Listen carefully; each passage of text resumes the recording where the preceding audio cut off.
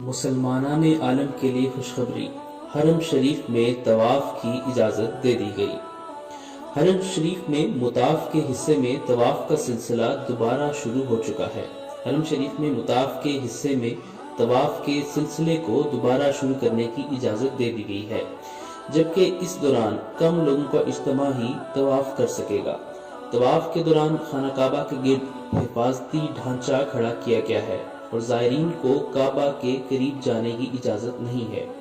Corona virus کی روک تھام کے لیے سعودی حکومت نے 23 مارچ سے 21 روز کے لیے جزوی کرفیو کا اعلان کر رکھا ہے۔ اس سے قبل حفاظتی اقدامات کے تحت تمام مساجد بشمول مسجد حرام اور مسجد نبوی کے اندرونی اور بیرونی حصے میں پنجگانہ نماز اور نماز جمعہ کی ادائیگی پر مکمل پابندی عائد کی جا چکی ہے۔ سعودی حکام نے اس سے قبل وائرس سے بچاؤ کے لیے خانہ کعبہ کے اطراف سپرے کے لیے مطاف خالی کرایا تھا اور طواف کے عمل کو روک دیا گیا تھا، جبکہ بعد میں مطاف کو زائرین کے لیے کھولا گیا تو انہیں کعبہ کے قریب جانے کی اجازت نہیں دی گئی اور اس کے ارد گرد حفاظتی ڈھانچہ لگایا گیا۔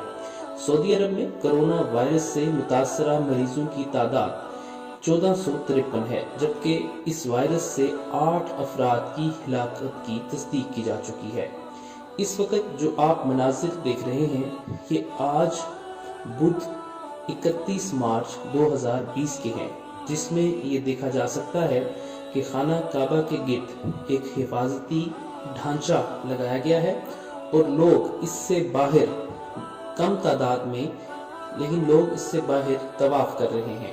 طواف کرنے والوں کی تعداد اگرچہ کم ہے، لیکن ایک عرصے کے بعد خانہ کعبہ کا طواف شروع ہونے پر مسلمانان عالم میں خوشی کی لہر دوڑ گئی ہے۔ اللہ تعالیٰ سے دعا ہے کہ اللہ تعالیٰ اپنے اس گھر کو یوں ہی آباد رکھے اور کعبے کے عاشق یوں ہی دیوانہ وار اپنے رب کے گھر کا طواف کرتے رہیں۔ آمین۔